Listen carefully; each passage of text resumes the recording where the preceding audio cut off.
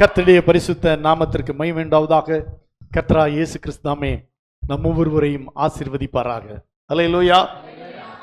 நாமெல்லாம் தேவனால் ஆசீர்வதிக்கப்படுபவர்கள். அல்லேலூயா. தேவனால் ஆசீர்வதிக்கப்பட்டவர்கள் என்று சொல்லலாம், தேவனால் ஆசீர்வதிக்கப்படுகிறவர்கள் என்று சொல்லலாம். என்றால் வேதம் சொல்லி இருக்கிறது, இஸ்ரவேலை ஆசீர்வதிப்பதே கர்த்தருக்கு பிரியம். அப்படின்னா நம்மை ஆசீர்வதிப்பது தேவனுக்கு ரொம்ப பிடிக்கும். அல்லேலூயா. அப்ப ஏன் இன்னும் ஆசீர்வதிக்கல? கொஞ்சம் ஆசீர்வதிச்சிருக்கிறாரு. எல்லாரும் சொல்றோம் கொஞ்சம் பரவாயில்ல, என்ன நான் ஓரளவுக்கு நான் ஆசீர்வதிக்கப்பட்டிருக்கிறேன்னு. ஆனா இன்னும் ஏராளமான ஆசீர்வாதங்கள் இருக்கிறது. அந்த ஆசீர்வாதங்களை நம்ம இன்னும் ஏன் பெற்றுக்கொள்ளல? அல்லேலூயா. இப்போ யாருக்கெல்லாம் மகளிர் உதவித்தொகை கிடைக்குது? எத்தனை பேரு? இவ்வளவு பேருக்கு மகளிர் உதவித்தொகை கிடைக்குது. மற்றவங்களுக்கு ஏன் கிடைக்கல? ஏன் கிடைக்கல?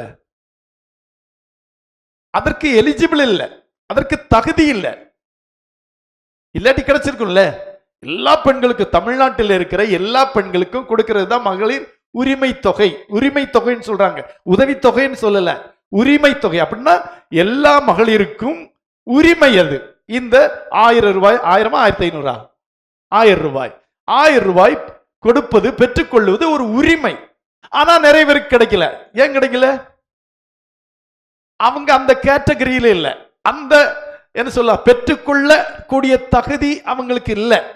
அந்த தகுதியை விட அதிகமா இருக்கிறாங்க அல்லது குறைவா இருக்கிறாங்க.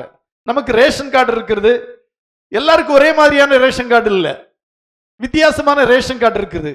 அவருடைய வருமானத்துக்கு தகுந்தபடி அவங்களுக்கு சிலவங்களுக்கு அரிசியும் எல்லா ஐட்டமும் கிடைக்குது. அது ஒரு சாரார். ஒரு சிலருக்கு சுகர் மட்டும் கிடைக்குது. இப்படி ஒருவருக்கு ஒன்றும் கிடைப்பதில்லை. இதெல்லாம் என்ன? அவரவருடைய தகுதிகளுக்கு ஏற்ப அரசாங்கம் அதை நிர்ணயம் செய்திருக்கிறது. அப்படின்னா இந்த யாருக்கெல்லாம் அரிசி கிடைக்கலையோ அவங்க அந்த அரிசிக்கு பாத்திரவான்கள் அல்ல. அந்த அரிசி அப்படிதான் ஆங்கில வேத வார்த்தையில சொன்னா தகுதின்னு சொல்லல, பாத்திரவான்கள் அல்ல.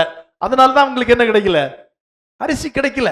அவங்களுடைய வருமானமானது அந்த என்ன சொல்லலாம், பாவர்ட்டி லைனுக்கு மேல இருக்கிறது. வருமானத்து அந்த அதுக்கு தகுதிக்கு மேல இருக்கிறபடினாலே அவங்களுக்கு என்ன கிடைக்கல? அரிசி கிடைக்கல. அல்லேலூயா. அதானே உண்மை, அதான் உண்மை. நமக்கு கிடைக்க கண்டிப்பா கிடைச்சி ஆகணும்னா நம்ம போராடி வாங்கிடுவோம். அல்லேலூயா. பொங்கலுக்கு சேலை கிடைக்குது, எல்லாருக்கும் கிடைக்குதா? கிடைக்கல.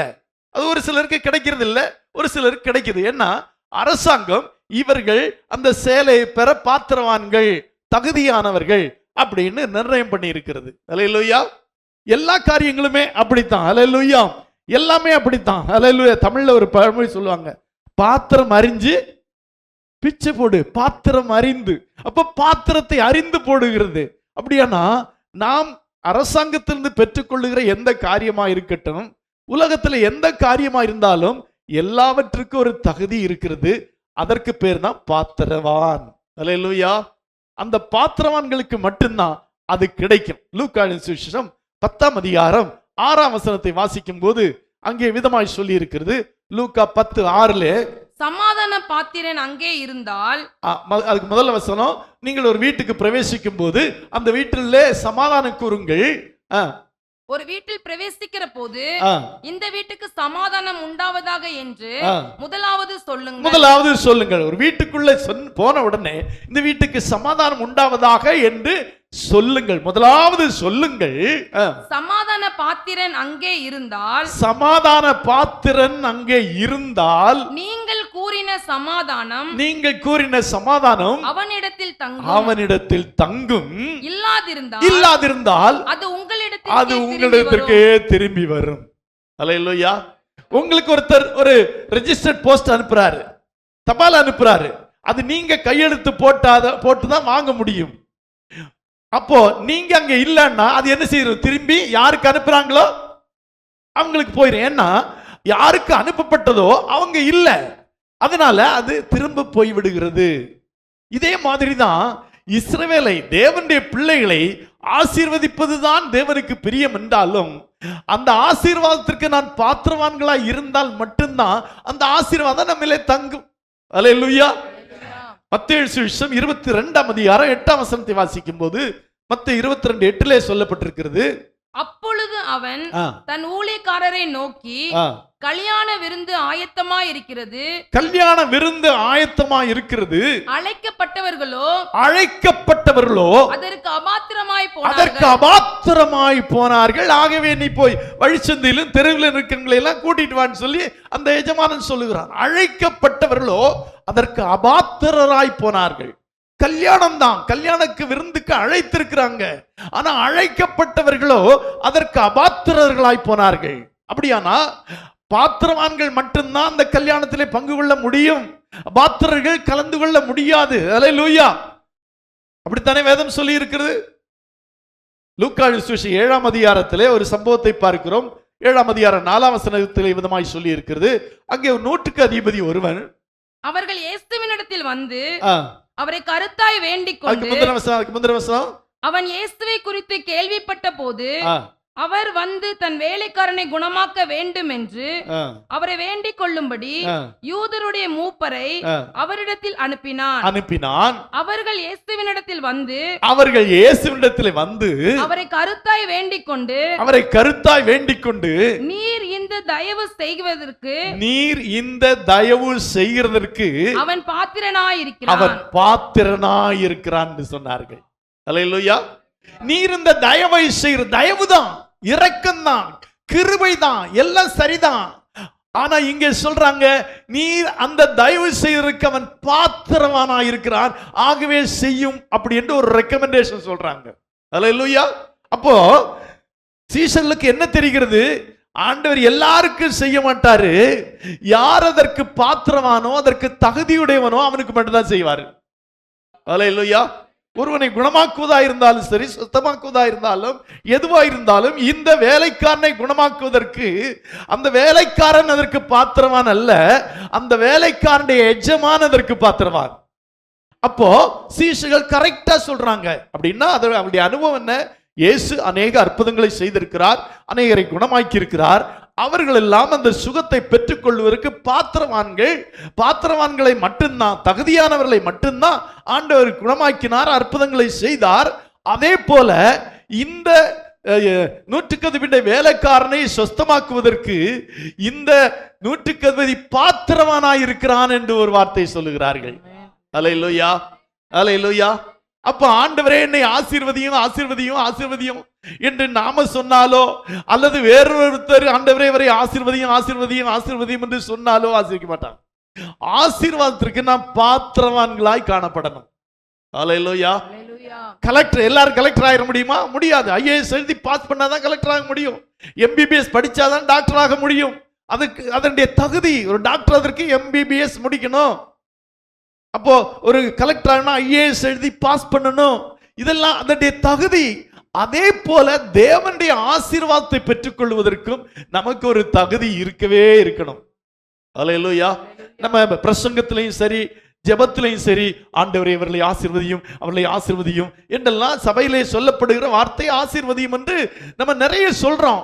ஆனால் இங்கே சமாதான பாத்திரம் இந்த வீட்டில் இருந்தால்தான் நீங்க சொன்ன சமாதானம் தங்கும், இல்லாட்டி அது திரும்ப வந்துரும் சொல்றாரு. அல்லேலூயா. இதே மாதிரிதான் உங்க வீட்டுக்கு பாஸ்டர் வந்து ஆண்டவரே இவர்களை ஆசீர்வதியும் ஆசீர்வதியும் ஆசீர்வதியும் அப்படின்னு தினம் வந்து ஜெபம் பண்ணா கூட ஆசீர்வதிக்கப்பட மாட்டீங்க. நீங்கள் ஆசீர்வாதத்துக்கு பாத்திரவான்களா இருந்தா மாத்திரம்தான் ஊழியக்காரர் உங்களுக்காக ஜெபிக்கும் போது அந்த ஆசீர்வாதம் உங்களுக்கு உண்டாகும். 128ஆம் சங்கீதம் 1ஆம் வசனத்தில் எது விதமாய் வாசிக்கிறோம்? இதோ கர்த்தருக்கு பயந்து நடக்கிற மனுஷன் விதமாய் ஆசீர்வதிக்கப்படுவான். எப்படி சொல்லியிருக்கு? முதல் வசனம், கர்த்தருக்கு பயந்து அவர் வழியில் நடக்கிறவனோ அவன் பாக்கியவான், அவன் தன் கைகளின் பிரயாசத்தை சாப்பிடுவான், அவனுக்கு பாக்கியம் நன்மை உண்டாயிருக்கும். அப்போ யாரு? கர்த்தர். அல்லேலூயா, அல்லேலூயா. குறைபடாது என்று ஆண்டவர் சொல்லல. கர்த்தரை தேடுவர்களுக்கோ ஒரு நன்மையும் குறைபடாதுன்னு சொல்றாரு. 91ஆம் சங்கீதத்திலே ஏராளமான பாதுகாவல் சொல்லப்பட்டிருக்கிறது. ஆனால் அந்த பாதுகாவல்ல முதல் வார்த்தை என்ன தெரியுமா? உன்னதமானவரின் மறைவில் இருக்கிறவன். எல்லாருக்கும் இல்ல, எல்லாருக்கும் அந்த பாதுகாப்பு கிடைக்காது. யாரு அந்த உன்னதமான தேவனுடைய மறைவிலே இருக்கிறார்களோ அவர்களுக்கு தான் அந்த பாதுகாப்பு, அந்த ஆசீர்வாதம் எல்லாம். அல்லேலூயா. 23ஆம் சங்கீதத்தில் அப்படித்தான் வாசிக்கிறோம், கர்த்தர் என் மேய்ப்பராய் இருக்கிறார், நான் தாட்சி அடைவேன். யாருக்கு கர்த்தர் மேய்ப்பராய் இருக்கிறாரோ, அல்லது யார் கர்த்தரை தங்களுடைய மேய்ப்பராக ஏற்றுக்கொண்டிருக்கிறார்களோ அவர்களுக்கு தான், அல்லேலூயா, அவர்களுக்கு ஒரு குறையும் வராது, ஒரு தாழ்ச்சி அடையாது என்று சொல்ல இருக்கிறது. அல்லேலூயா.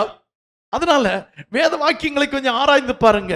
ஆண்டவரே, நான் இன்னும் ஆசீர்வதிக்கப்படல, அநேக நாட்களாய் ஜெபித்துக் கொண்டிருக்கிற ஒரு ஆசீர்வாதத்திற்காக, ஒரு நன்மைக்காக, ஒரு காரியத்திற்காக ஜெபித்துக் கொண்டிருக்கிறேன். ஆண்டவரே, இன்னும் கிடைக்கலன்னா அதை பெற்றுக்கொள்வதற்கு நீங்கள் உங்களை தகுதிப்படுத்திக் கொள்ளவில்லை, அதற்கு நீங்கள் பாத்திரவான்களாய் மாறவில்லை என்பதுதான் முக்கியமான உண்மையை தவிர வேறொன்றும் இல்லை.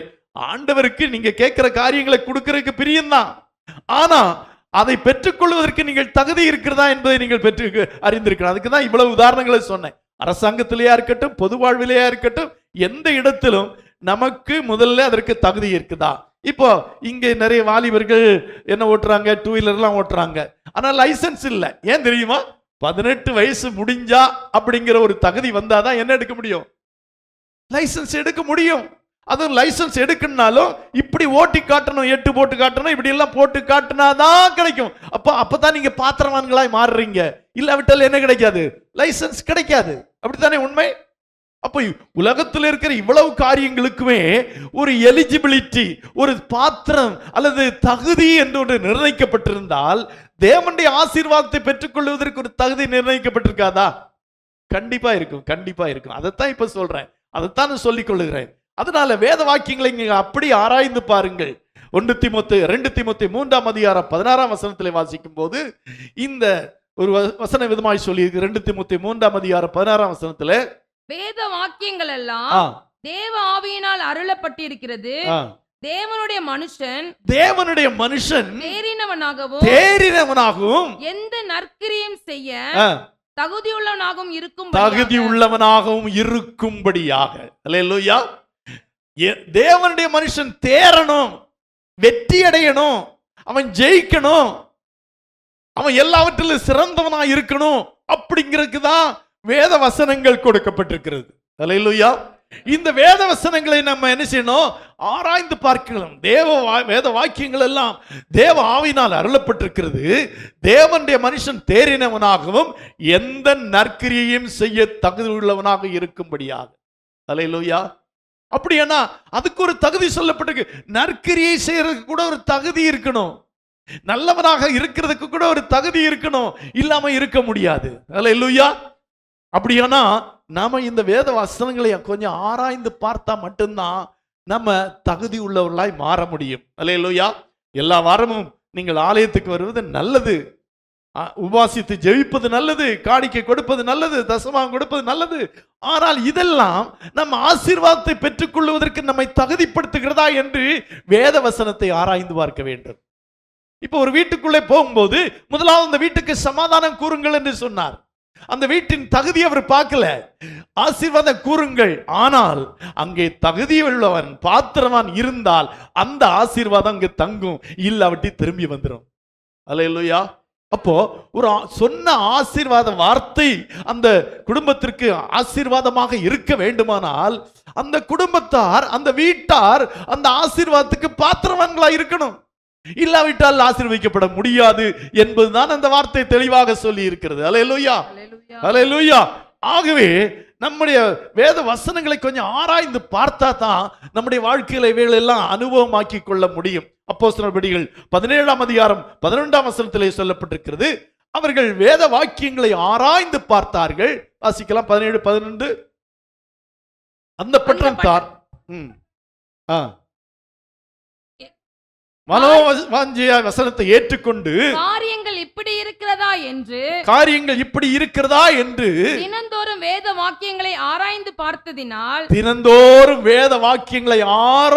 பார்த்ததினால் தெசலோனிக்கேயரில் உள்ளவர்களை பார்க்கிலும் நற்குணசாலிகளாய் இருந்தார்கள். அல்லேலூயா. இங்க பாஸ்டர் பைபிள் வருஷத்துல ஒரு தடவை 2 தடவை முடிச்சு உங்களுக்கு எல்லாம் என்ன கொடுக்கிறாரு, பரிசு கொடுக்கிறாரு. அல்லேலூயா. உற்சாகப்படுத்துறாரு. படிச்சிட்டீங்களான்னு கேட்கிறாரு. வருட கடைசியில படிச்சு முடிச்சிட்டீங்களான்னு கேட்கிறாரு. அவங்களுக்கு பிரைஸ் கொடுக்கிறாரு. ஆனா அவங்க குணத்தை பார்த்தா ஒண்ணுக்கும் உதவாது. அப்ப நான் யோசித்தேன், ஆண்டவரே இவங்க 2 தடவை முடிச்சிருக்காங்க, 3 தடவை முடிச்சிருக்காங்க, வருஷத்துல பல தடவை வேத வாசங்களை வாசிக்கிறாங்களே, ஏன் இவங்களை நற்கிரிகள் அவங்களை காணலன்னா ஆண்டவர் சொன்னாரு, அவங்க எல்லாம் வாசிக்கிறாங்க, ஆனா அவங்க எல்லாம் வேத வசங்களை என்ன செய்யறதில்ல, ஆராய்ந்து பார்க்கறது இல்ல. ஆராய்ந்து பார்க்கணும். அப்பதான் நற்குணசாலிகளாய் மாற முடியும். ஆராய்ந்து படியுங்கள், வேத வசனத்தை உட்கார்ந்து ஆராய்ந்து படியுங்கள், கொஞ்ச நேரம் அதற்காக செலவிடுங்கள். ஹல்லேலூயா. வேத வாக்கியங்களை அறியவில்லை என்றால் நமக்கு வாழ்க்கையில பல தப்பான எண்ணங்கள் வரும். மார்க் சுவிசேஷம் 12ஆம் அதிகாரம் 24ஆம் வசனத்திலே இவ்விதமாய் வாசிக்கிறோம். மார்க் 12:24 இயேசு அவர்களுக்கு பிரதியுத்தரமாக, நீங்கள் வேத வாக்கியங்களையும் தேவனுடைய வல்லமையையும் அறியாததினால் அல்லவா தப்பான எண்ணம் கொள்ளுகிறீர்கள். தப்பான எண்ணம் கொள்ளுகிறீர்கள்னா என்ன அர்த்தம்? ஆண்டவரே நான் காணிக்கை கொடுக்கிறேன், தசமாக கொடுக்க இன்னும் ஆசீர்வதிக்கப்படல, ஆண்டவரே நான் ஜெபிச்சுட்டே இருக்கிறேன், இந்த காரியம் இன்னும் நடக்கல, ஏன் ஆண்டவரே என்னை கைவிட்டு விட்டீங்களா, அல்லது என்ன பிடிக்கலையா ஆண்டவரே, ஏன் ஆண்டவரே என்று சொல்லி அல்லது நம்ம தப்பான எண்ணங்கள் கொள்ளுகிறோம். ஆண்டவருக்கு நம்மளை ரொம்ப பிடிக்கும், அதெல்லாம் உண்மைதான். ஆனா இந்த ஒரு காரியத்தை, நீங்கள் கேட்கிற காரியத்தை நீங்கள் பெற்றுக்கொள்வதற்கு தகுதியானவர்களா, பாத்திரவான்களா என்று அறிந்தால் தான் அவர் கொடுப்பார். அல்லேலூயா. இல்லாவிட்டா கொடுக்கவே மாட்டார். அல்லேலூயா. நமக்கு நம்முடைய வாழ்க்கையில நன்றாய் புரிந்து கொள்ள வேண்டும். இந்த ஆசீர்வாதத்தை நான் கேட்கிறேனே, இதற்கு நான் பாத்திரவானா, இதற்கு நான் தகுதியுடையவனா என்று நம்மை சற்று ஆராய்ந்து, ஒவ்வொன்றுக்கும் ஒவ்வொரு தகுதி இருக்கிறது. நீங்க ஒரு வீட்டை கேட்கிறீங்க, ஆமா கண்டிப்பா ஒரு வீடு வேணும், உங்களுக்கு தருவாரு, இல்லைன்னு சொல்லல. ஆனா தகுதியான வீடை கேட்கணும், நம்முடைய தகுதிக்கு ஏற்ப காரியங்கள் நடக்கணும். அப்படின்னா வேத வசனங்களை நம்ம கொஞ்சம் ஆராய்ந்து பார்த்திருக்கணும். அல்லேலூயா, அல்லேலூயா. இன்றைக்கு நான் உங்களுடைய மத்தியில பேச போகிறது தானியேலை பற்றி பேச போறேன். ஏனென்றால் தானியேலின் காரியங்கள் இவ்விதமாய் சொல்லப்பட்டிருக்கிறது. தானியேல் புஸ்தகம் 6ஆம் அதிகாரம் 28ஆம் வசனத்திலே, தானியேல் 6:28 இவ்விதமாய் சொல்லி இருக்கிறது. தரியுவின் ராஜ்யபார காலத்திலும் பெர்சியனாகிய கோரேசுடைய ராஜ்யபார காலத்திலும் தானியேலின் காரியம் ஜெயமாயிருந்தது. அல்லேலூயா, அல்லேலூயா. தானியேலுடைய காரியம் ஜெயமா இருந்தது. ஆங்கில வேதத்தில் prospered என்று சொல்லப்பட்டிருக்கிறது. அவனுடைய காரியங்கள் ஆசீர்வாதமாய் இருந்தது. அவன் ஆசீர்வதிக்கப்பட்டிருந்தான், அவன் விருத்தி அடைந்திருந்தான், அவன் உயர்ந்திருந்தான், அவன் மேன்மை அடைந்திருந்தான் என்கிற வார்த்தைக்கு தான் prosper என்று சொல்லப்பட்டிருக்கிறது. இங்கே ஜெயமாய் இருந்தது என்று சொல்லப்பட்டிருக்கு. அப்படியானால் இந்த 2 ராஜாக்களுடைய ஆட்சியின் நாட்களிலே தானியேலுடைய காரியங்கள் வெற்றியாய் ஜெயமாய் இருந்தது என்று சொல்லப்பட்டிருக்கிறது. நீங்க ஒன்றை யோசித்து பாருங்களேன். இப்போ ஒரு ஆட்சி மாறுது, ஆட்சி மாறினா காட்சி மாறும்னு சொல்லுவாங்க. ஆட்சி மாறினா காட்சி மாறும் அப்படிமாங்க. இன்றைக்கு எதிர்கட்சியா ஒரு கட்சி இருக்குன்னு வைத்துக் கொள்ளுமே, இன்றைக்கு அவங்க அடங்கி இருப்பாங்க. எதிர்கட்சி, நமக்கு ஆட்சி இல்லை அப்படின்னு அவங்க அடங்கி இருப்பாங்க. ஆனா அவங்க ஆட்சிக்கு வந்து போனோன்னு என்ன ஆயிருவாங்க, நாங்க தான் எல்லாமே என்று சொல்லி ஒரு வார்டு மெம்பர் கூட, ஒரு கவுன்சிலர் கூட மந்திரிய மாதிரி, மினிஸ்டர் மாதிரி நடந்துக்குவாங்க. ஏன்? இப்ப ஆட்சி மாறிட்டு, ஆட்சி மாறினா இப்போ ஒரு கட்சி ஆட்சியில் இருக்குன்னு வைத்துக் கொள்வோம். கடந்த வருடம் எதிர்காலத்தில் எதிர்கட்சியா இருந்தவங்க இப்ப எப்படி இருப்பாங்க? அடங்கி இருப்பாங்க, அமைதியா இருப்பாங்க, ரொம்ப எல்லாம் பேச மாட்டாங்க. ஏதோ ஒரு சிலர் பேசுவாங்க, மற்றவங்க எல்லாம் அமைதி ஆயிருவாங்க. ஏன்னா நம்ம ஆட்சி இல்லை. நம்ம ஆட்சி வந்தாதான் நம்ம பேச முடியும், நம்ம ஆட்சி வந்தாதான் நமக்கு அதிகாரம் இருக்கும், இதை செய்யுங்கன்னு சொல்ல முடியும். இந்த சபைகளுக்கு சில வருடங்களுக்கு முன்பு பிரச்சனை வந்தபோது நாங்கள் இப்போது முதல்வராக இருக்கிற தளபதி ஸ்டாலினை சந்திக்க சென்றிருந்தோம். அங்கே சென்று அவரை பார்த்து, அறிவாலயத்திலே பார்த்து பேசினோம். இப்படியெல்லாம் எங்களுடைய சூலூர்ல 7 சபைகள் மூடிவிட்டார்கள், அதை திறக்கும்படியாக நீங்கள் ஏதாவது உதவி செய்ய வேண்டும் என்று சொன்னோம். அப்போ அவர் எல்லாரையும் பார்த்து சொன்னாரு, உங்களுக்கு தெரியும் நாங்க இப்ப ஆட்சியில இல்லை, நாங்க எதிர்கட்சி அப்படின்னாரு. இந்த வார்த்தையை நான் தான் பேசிட்டு இருக்கேன் அவர்கிட்ட. நாங்க ஆட்சியில் இல்லை, உங்களுக்கு தெரியும் நாங்க எதிர்கட்சியா இருக்கிறோம், அதனால இப்போதைக்கு நீங்க வேறு மார்க்கங்களை பாருங்கள், வேறு ஆட்களை பாருங்கள் அப்படின்னு சொல்லிட்டாரு. ஏன் ஆட்சியில இல்லை? என்ன அதிகாரம் இல்லை. அப்படின்னா என்ன அர்த்தம்? ஆட்சியில ஒருவன் இருக்கும்போது அந்த ஆட்சியை சார்ந்தவர்களுக்கு மட்டும்தான் என்ன இருக்கும்? பவர் இருக்கும், இல்லாட்டி பவரே இருக்காது. அல்லேலூயா. சொல்லுவாங்களே பல்லு புடுங்கின பாம்பு மாதிரி, பாம்பு தான் ஆனா என்ன இல்ல, அந்த பல்லு இல்ல. அதனால அப்படி இருக்கும். ஆனா இங்கே ஆட்சி மாறினாலும் இங்கே சொல்லப்பட்டிருக்கு, தரிவின் ராஜபார காலத்திலும் பெர்சீனாகிய கோரேசுடைய ராஜபார காலத்திலும், அதாவது ஆட்சி மாறிட்டு ராஜா மாறிட்டாரு, ஆனா தானியேலுடைய காரியம் ஜெயந்தான். அல்லேலூயா. யாரு ஆட்சிக்கு வந்தாலும் ஏன் காரியம் ஜெயமா இருக்கும். அல்லேலூயா சொல்லுமா. அல்லேலூயா. ஆட்சி மாறட்டும், ஆனால் நம்முடைய காரியம் ஜெயமாகவே இருக்கும். அல்லேலூயா. ஒருவருடைய ஆட்சியிலே எப்படி இருப்பாங்க? நல்ல சுகமா இருப்பாங்க. அடுத்த ஆட்சி வந்த உடனே இவங்க எல்லாம் சிறைச்சாலையில் இருப்பாங்க. பார்த்திருக்கீங்களா? நிறைய மந்திரிகள் சிறைச்சாலைக்கு போயிடுவாங்க. ஏன்னா அந்த ஆட்சி இருக்கும்போது இவர்களுக்கு சாதகமா இருக்காது. இவருடைய காரியங்களை எல்லாம் பேசி எடுத்து இவங்களை சிறைச்சாலைக்கு அனுப்புற வேலையிலேயே இருப்பாங்க. அல்லேலூயா. ஆனால் தானியேலுடைய வாழ்க்கையில ஆட்சி எல்லாம் மாறிச்சுங்க. 2 ராஜாக்கள் தான் சொல்லப்பட்டிருக்கிறது. ஆனால் 4 ராஜாக்கள் அந்த நாட்களிலே அந்த பட்டணத்தை ஆண்டார்கள், அந்த தேசத்தை ஆண்டார்கள். ஆனாலும் அந்த 4 ராஜாக்களுடைய ஆட்சியிலும் தானியேலுடைய காரியம் ஜெயமா இருந்தது. அல்லேலூயா.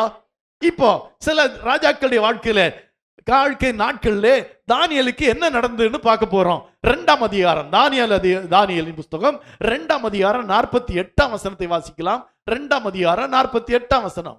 பின்பு ராஜா தானியேலை பெரியவனாக்கி அவனுக்கு அநேகம் சிறந்த வெகுமதிகளை கொடுத்து அவனை பாபிலோன் மாகாணம் முழுவதுக்கும் அதிபதியாகவும் பாபிலோனில் உள்ள சகல ஞானிகளின் மேலும் பிரதான அதிகாரியாகவும் நியமித்தான். அல்லேலூயா. இப்ப யார் ஆட்சி செய்றார்? நேபுகாத்நேச்சார் ஆட்சி செய்றாங்க. 1ஆம் வசனத்தில் நீங்க வாசித்தீங்கன்னா இப்ப யாருடைய ஆட்சி நடைபெறுகிறது என்றால் நேபுகாத்நேச்சாருடைய ஆட்சி நடைபெறுகிறது. பாபிலோன் மாகாணத்திலே நேபுகாத்நேச்சாருடைய ஆட்சி நடைபெற்றுக் கொண்டிருக்கிறது. அந்த ஆட்சி நடந்து கொண்டிருக்கும் போது தானியேலை அந்த ராஜா பெரியவனாக்கினான். அல்லேலூயா சொல்லுமா. தானியேலை பெரியவனாக்கினான். அவனுக்கு அநேக சிறந்த வெகுமதிகளை கொடுத்தான். அவரை பாபிலோன் மாகாணம் முழுவதுக்கும் அதிபதியாக வைத்தான். பாபிலோன்ல சகல ஞானிகள் மேலும் பிரதான அதிகாரியாகவும் நியமித்தான். அல்லேலூயா. கொஞ்சம் யோசித்து பாருங்க. தானியேல் யார் தெரியுமா? இந்த நேபுகாத்நேச்சார் எருசலேமை முற்றுகையிட்ட போது அந்த எருசலேமிலே சில வாலிபர்களை தன்னுடைய தேசத்திற்கு அடிமைகளாக கொண்டு வந்தான். அவர் அடிமைகளாய் கொண்டு வந்து அவர்களுக்கு கல்வியெல்லாம் கற்றுக் கொடுத்து அவர்களை எல்லாம் சிறந்தவர்களாக மாற்றும்படியாக அவர்களுக்கு 3 வருடங்கள் அங்கே என்ன ட்ரைனிங் கொடுத்தான். ட்ரைனிங் கொடுத்து பார்த்தபோது அதிலே ஒருவன் மிக சிறந்தவனாய் காணப்பட்டான். அவன் யாரு? தானியேல். அல்லேலூயா. அல்லேலூயா. தானியேல் சிறந்தவனாய் காணப்பட்டதினாலே இப்போ இந்த பாபிலோன் மாகாணத்தின் ராஜாவாகிய நேபுகாத்நேச்சார் அவனை என்ன செய்கிறான்? பெரியவனாக்குகிறான். அல்லேலூயா. அல்லேலூயா. நான் ஒன்னு சொல்ல விரும்புறேன். நாம அடிமைகளா இருந்தாலும் எளியவர்களா இருந்தாலும் நம்மை தேவன் பெரியவனாக்குவார். அல்லேலூயா. அது அவரால் கூடும். இங்க பாருங்க, அடிமைகளா போயிருக்கிறாங்க. இங்க உங்களுக்கு சில வருடங்களுக்கு முன்பதாக நம்முடைய இந்திய தேசத்திலே அம்மையார் சோனியா காந்தி அவர்கள் பிரதமராகுவதற்கான வாய்ப்புகள் இருந்துச்சு. அவர்களை பிரதமராக்க வேண்டும் என்று சொல்லி அநேக சீட்டுகள் கிடைச்சது. அவர்களை பிரதமராக்கணும். அப்போ நம்முடைய இந்திய தேசத்தில் இருக்கிற பெரிய அறிவாளிகளும் எல்லா எதிர்கட்சிகளும் என்ன சொல்லிட்டாங்க? அவள் இத்தாலிய தேசத்து பெண், அவளை என்ன ஆக்கக்கூடாது? உயர்ந்த ஸ்டேட்டஸுக்கு கொண்டு வரக்கூடாது, அவள் பிரதமர் ஆகக்கூடாது என்றால் இந்திய பிரஜை அல்ல அப்படின்னு சொல்லிட்டாங்க. அல்லேலூயா. ஆனா இங்க பாருங்க, தானியேல் இன்னொரு தேசத்திலிருந்து கொண்டு வரப்பட்ட அடிமையை கொண்டு வந்து எல்லாருக்கும் மேலானவனாக வைக்கிறார் என்றால் அது ராஜா அல்ல, அது தேவனால் ஏற்பட்டது. அது தேவனால் கூடும். அல்லேலூயா. என்றால் தானியேல் ஒரு தேவ மனுஷன். அவன் அடிமையா இருந்தாலும் எளிமையா இருந்தாலும் அவன் தேவ மனுஷனானபடியினாலே அந்த தேசத்திலே அவன் சிறந்தவனாக வைக்கப்பட்டான். அல்லேலூயா. அந்த வசனத்தை திரும்ப வாசிக்கலாம். பின்பு ராஜா தானியேலை பெரியவனாக்கி அவனுக்கு அநேகம் சிறந்த வெகுமதிகளை கொடுத்து அவனை பாபிலோன் மாகாணம் முழுவதுக்கும் அதிபதியாகவும் பாபிலோனில் உள்ள சகல ஞானிகளின் மேலும் பிரதான அதிகாரியாகவும் நியமித்தான். மாகாணம் முழுவதுக்கு அதிபதி, சகல ஞானிகளின் மேலும் பிரதான அதிகாரியாக நியமித்தார். அல்லேலூயா. யாரு? அடிமை. அடிமையாய் கொண்டு போகப்பட்டவன். அப்படின்னா நம்ம எந்த நிலைமையில் இருந்தாலும், அடிமை போன்ற நிலைமையில் இருந்தாலும், எளிமையானவர்களாக இருந்தாலும், தேவன் நம்மை உயர்த்த நினைக்கும் போது ஒருவரும் தடை செய்ய முடியாது. அல்லேலூயா. அதற்கான காலங்கள் வரும், அதற்கான நேரங்கள் வரும், தேவன் குறித்த காலம் வரும், அப்பொழுது கர்த்தர் நம்மை உயர்த்துவார்.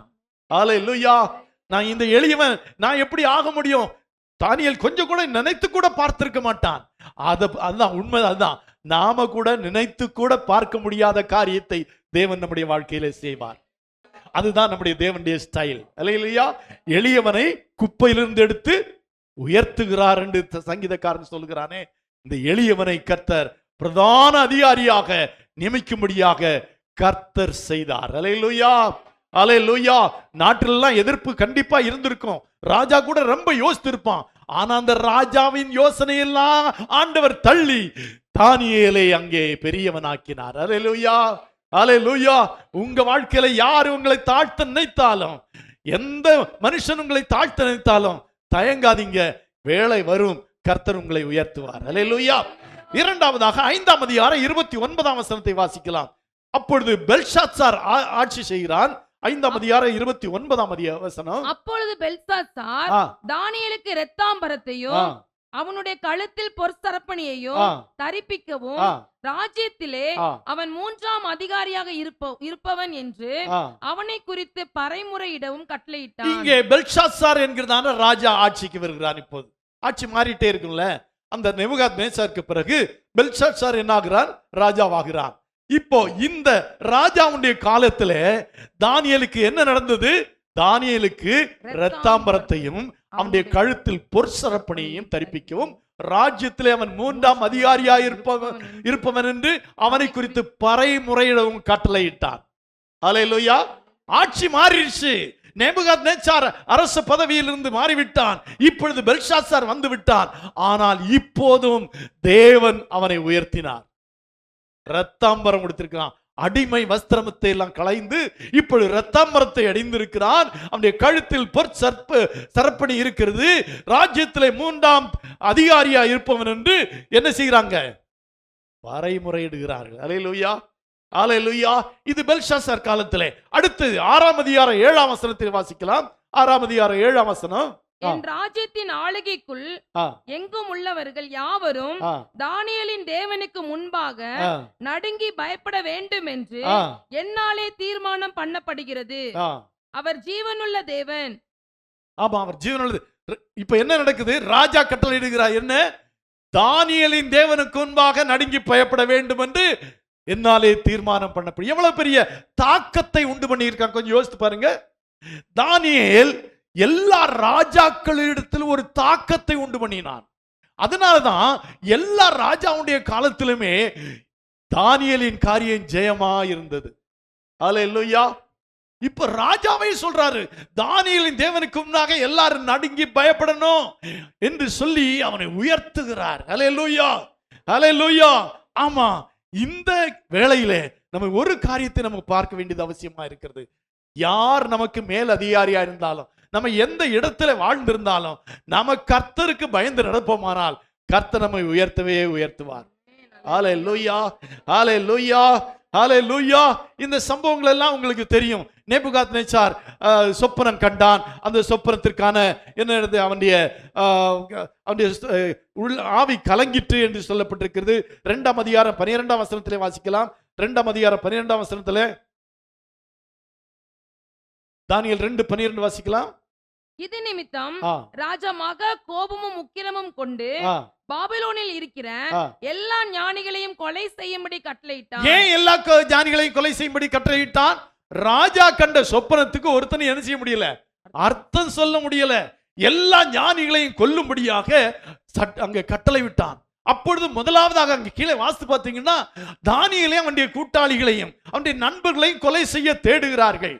அந்த நேரத்தில் தானியேல் போய் அந்த ஆரியாகு என்கிற இடத்துல பேசுகிறான். என்ன நடந்தது, ஏன் இப்படி கொலை செய்ய போகிறார்கள் என்று. அப்பொழுது அவன் சொல்லுகிறான், ராஜா ஒரு சொப்பனம் கண்டாராம், அதுக்கு அர்த்தத்தை யாருமே சொல்ல முடியலையா அப்படின்னு சொல்லுகிறான். அப்படியா? ராஜா அவனிடத்துல போய் தவணை கேட்கிறான் தானியேல். தானியேலுக்கு தவணை கிடைக்கிறது. தானியேல் போய் அந்த சொப்பனத்தின் அர்த்தத்தை சொல்லுகிறான். அல்லேலூயா, அல்லேலூயா. 2ஆம் அதிகாரம் 17, 18 வசனங்களை வாசிக்கும் போது அங்கே போய் அவன் என்ன சொல்லுகிறான்? ஆமா, அந்த அதற்கு மறைபொருளை, அந்த சொப்பனத்தின் அர்த்தத்தை சொல்லுகிறான். அல்லேலூயா. அதற்காக அவன் வேண்டிக் கொண்டான். அந்த சொப்பனத்தின் அர்த்தத்தை சொல்லுகிறான். இப்பொழுது அர்த்தத்தை சொன்ன உடனே 2ஆம் அதிகாரம் 46ஆம் வசனத்திலே இவ்விதமாய் சொல்லி இருக்கிறது. 2ஆம் அதிகாரம் 46ஆம் வசனத்திலே, அப்பொழுது ராஜாவாகிய நேபுகாத் நேச்சார் முகங்குப்புற விழுந்து தானியேலை வணங்கி அவனுக்கு யோசித்து பாருங்களேன், இத கொஞ்சம் மனசுல யோசித்து பாருங்களேன். அடிமையாய் கொண்டு போகப்பட்டவன் தான். ஆனால் இன்றைக்கு அந்த தேசத்து ராஜாவாகிய நேபுகாத் நேச்சார் அவனுக்கு முன்பாக முகங்குப்புற விழுந்து வணங்குகிறான்.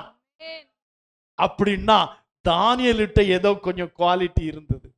தானியேலிடத்துல ஏதோ ஒரு விசேஷித்த காரியம் இருந்தது. அதனாலதான் பெரியவனாக்குறான், அதிகாரிகள் ஆக்குறாங்க. இப்ப ராஜாவே முகங்குப்புற விழுந்து அவனுக்கு என்ன செய்கிறான்? வணங்குகிறான். அவனுக்கு காணிக்கை செலுத்தவும் தூபம் காட்டவும் கட்டளையிடுறான். காணிக்கை செலுத்துறது யாரு? கடவுளுக்கு தான் காணிக்கை செலுத்துவாங்க. தூபம் காட்டுறது யாருக்கு தான் காட்டுவாங்க? ராஜாவுக்கு தான் காட்டுவாங்க. ஆனா அந்த காரியத்தை எல்லாம் தானியேலுக்கு செய்யும்படியாய் ராஜா கட்டளையிட்டார் என்றால் தானியேலை கர்த்தர் எவ்வளவு உயர்த்தினார் கொஞ்சம் யோசித்து பாருங்க. ஹல்லேலூயா, ஹல்லேலூயா, ஹல்லேலூயா. ஆமா பிரியமான தேவனுடைய பிள்ளைகளே, ஒவ்வொரு இடங்களிலும் தேவன் அற்புதங்களை செய்தார், அதிசயங்களை செய்தார், தானியேலை உயர்த்தினார். இப்ப நான் சொல்றேன், இந்த தானியேலிடத்துல என்ன இருந்தது? அதான் இன்னைக்கு நம்ம பார்க்க போகிறோம். ஒரு 5 காரியங்களை தானியேலிடத்தில் இருந்ததை பார்க்கிறோம். இந்த 5 காரியங்கள் நமக்கு இருந்தானால் நிச்சயமாக நம்மையும் தேவன் உயர்த்துவார். அல்லேலூயா, அல்லேலூயா. அது 5 தகுதிகளை சொல்லி நான் முடிக்க விரும்புகிறேன். 1ஆம் அதிகாரம் 17ஆம் வசனத்தை வாசிக்கலாம். 1ஆம் அதிகாரம் 17ஆம் வசனம்.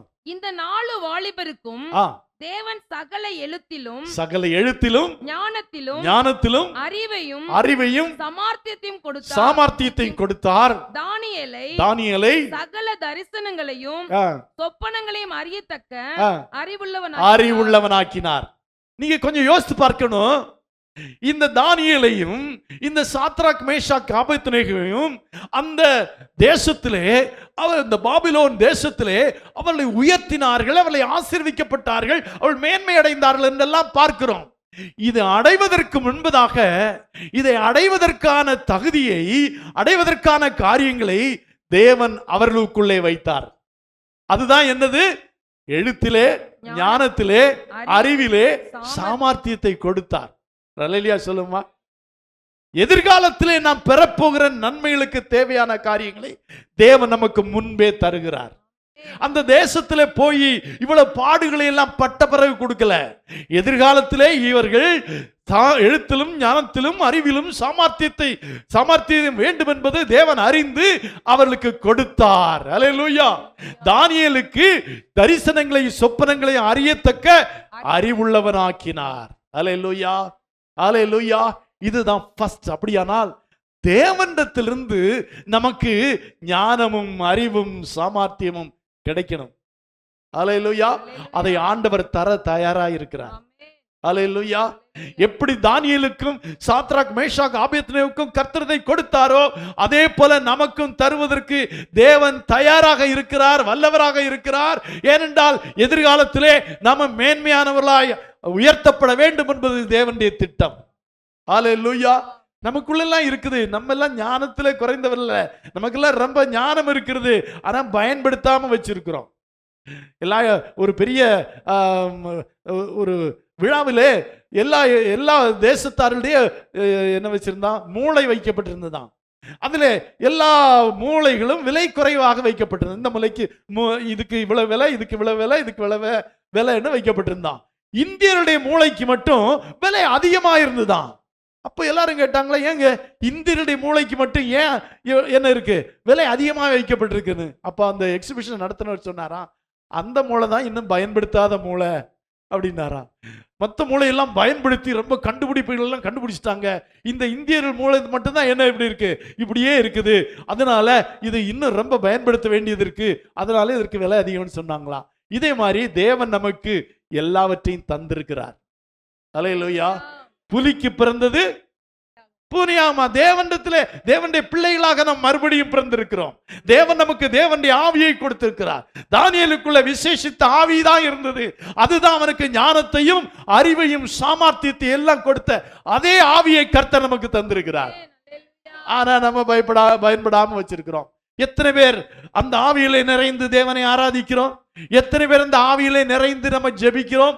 எத்தனை பேர் அந்நிய பாஷையிலே பேசுகிறோம்? அல்லேலூயா. நம்ம அதை டெவலப் பண்ணல. நமக்கு கொடுக்கப்பட்ட பரிசுத்த ஆவியை அப்படியே வச்சிட்டு இருக்கிறோம், அதை பயன்படுத்தல. என்னைக்கு நம்ம பரிசுத்த ஆவி பெற்றோமோ அதே மாதிரி வச்சுட்டே இருக்கிறோம். ஆண்டு பவுல் சொன்னாரு, உன்னுடைய அந்த ஆவியை என்ன செய்ய, நீ உனக்கு கொடுக்கப்பட்ட அந்த ஆவியை அனல் மூட்டி எழுப்புன்னு சொன்னாரு. அந்த அனல் மூட்டி எழுப்புறது இல்ல, நம்ம அப்படியே வச்சிருக்கிறோம். அதுக்குள்ள எல்லாம் இருக்கு. எதெல்லாம் இருக்கு? ஞானம் இருக்கு, அறிவு இருக்கு, சாமர்த்தியம் இருக்குது, தரிசனங்களை சொல்லக்கூடிய அறிவு எல்லாம் இருக்கு. ஆனா அப்படியே வச்சிருக்கிறோம். யாரு? இந்த ஒரு தாளந்தை வாங்கி வச்சிருந்தா பாத்தீங்களா? அதே மாதிரி. அல்லேலூயா. ஏனென்றால் ஆண்டவர் எல்லாருக்கும் அந்த கிருபையை கொடுத்திருக்கிறார். அல்லேலூயா. அதைத்தான் யாருக்கும் கொடுத்திருந்தார்? தானியேலுக்கும் கொடுத்திருந்தார். ஒன்னும் பெரிய வித்தியாசமானதை கொடுக்கலங்க. இதெல்லாம் நமக்கும் இருக்கு, நமக்கும் கொடுத்திருக்கிறாரு. ஆனா நம்ம அப்படியே வச்சிருக்கிறோம். நம்ம ஞானத்தில் குறைந்தவள் அல்ல. நமக்கு ஞானம் இருக்கிறது, அறிவு இருக்கிறது, சாமர்த்தியம் இருக்கிறது. ஆனா பயன்படுத்தாம அப்படியே வைத்திருக்கிறோம். ஆனா பயன்படுத்த ஆரம்பிச்சிட்டோம்னா இந்த தானியேல், சாத்ராக், மேஷாக், ஆபேத்நேகோ போல நம்மையும் கர்த்தர் உயர்த்துவார். அல்லேலூயா, அல்லேலூயா. அப்போ ஆண்டவர் தர வேண்டியதை தந்துட்டாரு. நாம தான் அதை அப்படியே வச்சு பத்திரமா பாதுகாத்து வச்சுட்டு வர்றோம். அது ஒரு டெவலப்மெண்ட்டுமே இல்லை. ஆவியை நம்ம என்ன செய்யணும்? அனல் மூட்டி எழுப்பி இந்த அறிவு, ஞானம், இது சாமர்த்தியம் எல்லாத்தையும் பெருக்கிக் கொள்ளணும். அல்லேலூயா. அப்பொழுது நாம் தானியேலை மாறி உயர்த்தப்படுவோம். இரண்டாவதாக இந்த தானியேல் ஒரு தீர்மானம் செய்தான். 1ஆம் அதிகாரம் 5ஆம் வசனத்தை வாசிக்கலாம். தானியேல் 1ஆம் அதிகாரம் 5ஆம் வசனம். ராஜா தான் உண்ணும் போஜனத்திலேயும் தான் குடிக்கும் திராட்சரசத்திலேயும் தினம் ஒரு பங்கை அவர்களுக்கு நியமித்து அவர்களை 3 வருஷம் வளர்க்கவும் அதன் முடிவிலே அவர்கள் ராஜாவுக்கு முன்பாக நிற்கும்படி செய்யவும் கட்டளையிட்டான். அவர்களுக்குள் யூதா புத்திரராகிய தானியேல், இப்ப தானியேல் தன்னை தீட்டுப்படக் கூடாது என்று அடுத்த வசனம். தானியேல் ராஜாவின் போஜனத்தினாலும், தானியேல் ராஜாவின் போஜனத்தினாலும், அவர் பானம் பண்ணும் திராட்சை ரசத்தினாலும், அவர் போஜனம் பண்ணும் திராட்சை ரசத்தினாலும் தன்னை தீட்டுப்படுத்தலாகாதென்று, தன் இருதயத்தில் தீர்மானம் பண்ணிக்கொண்டான். ஒரு அல்லேலூயா சொல்லுமா. இவ்வளவு ஒரு மனுஷன் தானியேல் தேவனிடத்தில் என்னெல்லாம் பெற்றிருக்கிறான்? ஞானம், அறிவு, சாமர்த்தியம் எல்லாம் பெற்றிருக்கிறான். இவன் முதல்ல ஒரு தீர்மானம் பண்ண என்ன? தான் தீட்டுப்படக்கூடாதுன்ற ஒரு தீர்மானம். அல்லேலூயா சொல்லுமா. நீங்க கொஞ்சம் யோசித்து பார்க்கணும். தானியேலும், சாத்ராக், மேஷாக், இன்னும் பல வாலிபர்களும் எருசலேமிலிருந்து அடிமைகளாக கொண்டு போகப்பட்டிருக்கிறார்கள். எங்கே? பாபிலோனுக்கு. இப்போ பாபிலோனுக்கு போகும்போது இவங்க என்ன நினைச்சிருப்பாங்க? ஐயோ, அடிமைகளா கொண்டு போகப்படுறோம், அந்த தேசத்துல நமக்கு சாப்பாடு கிடைக்குமா, தங்குறதுக்கு இடம் கிடைக்குமா, நம்மளை எப்படி நடத்த போறாங்க, அடிமைகளா நடத்தினா நம்ம எப்படி அந்த வேலையெல்லாம் செய்யறது, கடினமாய் நடத்தினா என்ன செய்யறது, அப்படி அங்கலாய்த்து கொண்டு போகிறார்கள். அங்கலாய்த்து கொண்டு போகிற இடத்துல இவர்களுக்கு கிடைச்ச சாப்பாடு என்ன சாப்பாடு? ராஜாவின் போஜனம். அல்லேலூயா சொல்லுமா. அல்லேலூயா. இந்த ராஜாவின் போஜனத்தை வேண்டான்னு சொல்றான். நம்ம நான் சொல்லுவோமா? நமக்கு அப்படி ஒரு சான்ஸ் கிடைக்குது. ராஜாவுடைய அது எப்படி இருக்கும்? என்ன, ரசமும் சாப்பாடுமா, பொரியலும் சாப்பாடுமா? ராஜ சாப்பாடு எப்படி இருக்கும்? அப்பா, நினைச்சே பார்க்க முடியாது. டேபிள் ஃபுல்லா இருக்கும், விதவிதமா இருக்கும். இப்ப அந்த ராஜ போஜனத்தை கொடுக்கிறாங்க. அதை தானியேல் வேண்டாம்ங்கிறான். ஆச்சரியமா இருக்கிறது அல்லவா? அடிமையாய் போன இடத்துல நம்மனா சோத்ரம் சோத்ரம் சோத்ராண்டவரே, ஐயோ அடிமையா வந்து இந்த ரசமும் சாப்பாடு தான் கிடைக்கணும், ராஜ சாப்பாடு கிடைக்கணும், கடைசி சாப்பாடு மாதிரி சாப்பிடுவோம். ஆனா தானியேல பாருங்க, அது வேண்டான்னு சொல்றான். என்ன குவாலிட்டி பாருங்களேன். அதற்கு காரணம் என்ன தெரியுமா? இந்த போஜனத்தினாலே நான் என்ன செய்யக்கூடாது? தீட்டுப்படக்கூடாது. இந்த போஜனத்தினாலே நான் தீட்டுப்படக்கூடாது என்பதுதான் அவனுடைய திட்டம். அப்படியானா ரொம்ப முக்கியமா நல்ல சான்ஸ் கிடைச்சிருக்கு, நல்லா சாப்பிட்டு உடம்பெல்லாம் வளர்க்கறதுக்கு, நல்ல ருசியா சாப்பிடுறதுக்கு நல்ல உணவு கிடைத்திருக்கிறது. ஆனால் அது சாப்பிடுவது தீட்டு என்று வேதம் சொல்லி இருக்கு. நியாயாதிபதிகளின் புஸ்தகம் 13ஆம் அதிகாரம் 4ஆம் வசனத்தை வாசிக்கலாம். நியாயாதிபதிகள் 4:13-4. ஆதலால் நீ திராட்சரசமும் மதுபானமும் குடியாத படிக்கும், தீட்டானது ஒன்றும் புசியாதபடிக்கும் எச்சரிக்கையாயிரு என்று இங்க வேத வசனம் இருக்கிறதை யார் அறிந்திருந்தா? தானியேல் அறிந்திருந்தான். ராஜாவுடைய சாப்பாட்டுல என்ன உண்டு? திராட்சரசம் உண்டு, மதுபானம் உண்டு, இன்னும் பல தீட்டான காரியங்கள் எல்லாம் அதுல உண்டு. தானியேலுக்கு இந்த வசனம் ஞாபகத்துக்கு வந்தது. என்னதான் ராஜபோஜனம் கிடைச்சாலும் அதனால நான் தீட்டுப்படக்கூடாது என்று உறுதியாயிருந்தான். அல்லேலூயா. அப்போது சாப்பாட்டுல கூட தீட்டுப்படக்கூடாதுன்னு முடிவு பண்ணவன் மற்ற எல்லாத்துலயும் அவங்க ஒரு முடிவு பண்ணியிருந்தான். என்னதான் ஆனாலும் சரி நான் தீட்டுப்படக்கூடாது. அல்லேலூயா. எனக்கு ராஜ போஜனமே கிடைச்சாலும் அது வேண்டாம் என்று உதறி தள்ளிவிட்டு தேவனுடைய வார்த்தைக்கு கீழ்ப்படுகிற ஒரு தானியேலா இருந்தான். அல்லேலூயா. சொல்ல போனா இந்த நியாயாதிபதிகள் 13ஆம் அதிகாரம் 4ஆம் வசனத்துக்கு அவன் கீழ்ப்படுகிறவனாயிருந்தான். இதனால தீட்டானது ஒன்றும் புசியாதபடி எச்சரிக்கையாயிருந்து வேத வசனம் சொல்லி இருக்கிறது. இது தீட்டு, அதனால இதை நான் சாப்பிடக்கூடாது என்று அவன் தீர்மானம் பண்ணினான். அப்ப சாப்பாட்டுல தீர்மானம் எடுக்கிறது மட்டும் இல்லைங்க, தேவன் எதையெல்லாம் தீட்டு, எதையெல்லாம் தவறு, இதெல்லாம் பாவம் என்று சொல்லி இருக்கிறாரோ அதற்கு நம்மை விலக்கி காத்து கொண்டோம் என்றால் மேன்மையான ஆசீர்வாதத்துக்கு நாம் பாத்திரவான்களா இருப்போம். சும்மா எல்லாம் தானியேல பாபிலோன் ராஜா உயர்த்தினான், அவனுக்கு முன்னால விழுந்து வணங்கினான், அவனுக்கு சரப்பணியை தரித்தான் அப்படிங்கிறதெல்லாம் சும்மா இல்லைங்க. அதற்கு சில குவாலிஃபிகேஷன் இருந்தது, சில தகுதிகளை அவன் பெற்றிருந்தான். அதுல ஒன்றுதான், நான் தீட்டுப்படக்கூடாது என்பதிலே அவன் உறுதியாயிருந்தான். அல்லேலூயா, அல்லேலூயா. பழைய ஏற்பாட்டில் அப்படி சாப்பிடுறது தீட்டு, புதிய ஏற்பாட்டில் சாப்பிடுறது தீட்டு இல்லை. எதை வேணாலும் என்ன செய்யலாம். ஹலோ, புதிய ஏற்பாட்டில் ஸ்தோத்திரம் பண்ணி எது கொடுத்தாலும் சாப்பிடலாம்னு சொல்லியிருக்கு. எது கொடுத்தாலும், அதனால விஷத்தை சாப்பிடக்கூடாது. ஆனா எதனாலும் சாப்பிடலாம், நமக்கு விலக்கப்பட்டது என்று ஒன்றும் இல்லை. புதிய ஏற்பாட்டின்படி தேவனுடைய ஜனங்களுக்கு ஆடு மாடு கோழி பன்னி கூட சாப்பிட்றாங்க. ஆடு மாடு கோழி பன்னி எல்லாம் எதை வேணாலும் ஸ்தோத்திரம் பண்ணி சாப்பிடுன்னு ஆண்டவர் சொல்லிட்டாரு. அல்லேலூயா. சிலவங்க வந்து என்கிட்ட பண்ணி சாப்பிடலாம் பாஸ்டர், ஸ்தோத்திரம் பண்ணாம சாப்பிட்டா பாவம், ஸ்தோத்திரம் பண்ணி சாப்பிட்டா பாவம் இல்லை. சரி இருக்கட்டும். இப்ப பழைய ஏற்பாட்டில் வந்து சாப்பிடுறதுனாலே தீட்டு உண்டாகும்னு சொல்லி இருக்குது. புதிய ஏற்பாட்டில் அதுல இல்ல தீட்டு. எதுல இருக்கு? மத்தேயு 15:18 வாசிக்கலாம். மத்தேயு 15ஆம் அதிகாரம் 18ஆம் வசனம் வாசிக்கலாம். வாயிலிருந்து புறப்படுகிறவைகள் இருதயத்திலிருந்து புறப்பட்டு வரும் அவைகளே மனுஷனை தீட்டுப்படுத்தும். அல்லேலூயா, அல்லேலூயா. பழைய ஏற்பாட்டுல சாப்பிடுறது கவனிச்சு சாப்பிடணும், இல்லாட்டி தீட்டு. ஆனா புதிய ஏற்பாட்டுல கவனிச்சு பேசணும், இல்லாட்டி தீட்டு. அல்லேலூயா. 11ஆம் வசனம் என்ன சொல்லிருக்கு? 11ஆம் வசனம், வாய்க்குள்ளே போகிறது மனுஷனை தீட்டுப்படுத்தாதான். ஆடு மாடு கோழி எது வேணாலும் போட்டு உள்ள போட்டு வாய்க்குள்ள போட்டு ஒன்னு என்ன செய்யாது? தீட்டுப்படுத்தாது. வாயிலிருந்து புறப்படுகிறதே என்ன ஆகும்? மனுஷனை தீட்டுப்படுத்தும். புதிய ஏற்பாட்டுல தத்துவம் மாறி போச்சு. பழைய ஏற்பாட்டுல சாப்பிட்டா தீட்டு, புதிய ஏற்பாட்டுல பேசினா தீட்டு. அல்லேலூயா. ஆண்டவர் மாத்திட்டாரு. அல்லேலூயா. அப்போ தேவனுடைய ஜனங்களா இருக்கிற புதிய ஏற்பாட்டு ஜனங்கள் எதிலே தீட்டுப்படக்கூடாது என்பதில் ரொம்ப கவனமா இருக்கணும். வாயிலிருந்து புறப்படுகிறது. வாயிலிருந்து என்ன புறப்படும்? வாந்தியா? இல்ல, வார்த்தைகள். வாயிலிருந்து புறப்படுகிற வார்த்தைகள் பிறரை அல்ல தீட்டுப்படுத்துகிறது, உங்களையே நம்மையே தீட்டுப்படுத்தும். அப்ப ரொம்ப யோசிச்சு சாப்பிடணும்னு சொன்ன மாதிரி யோசிச்சு பேசணும். வாயிலிருந்து வருகிற ஒவ்வொரு வார்த்தைகளையும் அளந்து சரியா யோசித்து பேசணும். சும்மா சிலவங்க படபடன்னு பேசுவாங்க, அப்புறம் அச்சோ தெரியாம சொல்லிட்டேன். தீட்டுப்பட்டதுதான், பேசும்போதுதான் யோசிக்கணும். மார்க் 7ஆம் அதிகாரம் 10ஆம் வசனத்தில் சொல்லி இருக்கிறது. மார்க் 7:10, மனுஷனுக்குள்ளே இருந்து புறப்படுகிறதே மனுஷனுக்குள்ளே இருந்து புறப்படுகிறதே மனுஷனை தீட்டுப்படுத்தும். மனுஷனை தீட்டுப்படுத்தும். அல்லேலூயா. மனுஷனுக்குள்ளே இருந்து புறப்படுகிறவைகள் மனுஷனை தீட்டுப்படுத்தும். அப்படின்னா மனுஷனுக்குள்ள இருந்து என்ன புறப்படுகிறது? வார்த்தைகள் தான் புறப்படுது, வேற ஒண்ணும் புறப்படுறது இல்ல. அப்ப வார்த்தைகள் நம்ம கனமா இருக்கணும். தானியேல் ராஜபோஜனத்தினாலே தீட்டுப்படக்கூடாது என்று தீர்மானம் பண்ணினான்.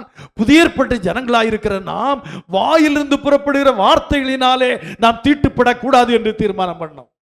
ஹல்லேலூயா, ஹல்லேலூயா. ரொம்ப முக்கியமான ஒரு காரியம். ஹல்லேலூயா. இரண்டாவதாக எபிரேயர் 12ஆம் அதிகாரம் 15ஆம் வசனத்தை வாசிக்கிறோம். எபிரேயர் 12:15 ஒருவனும்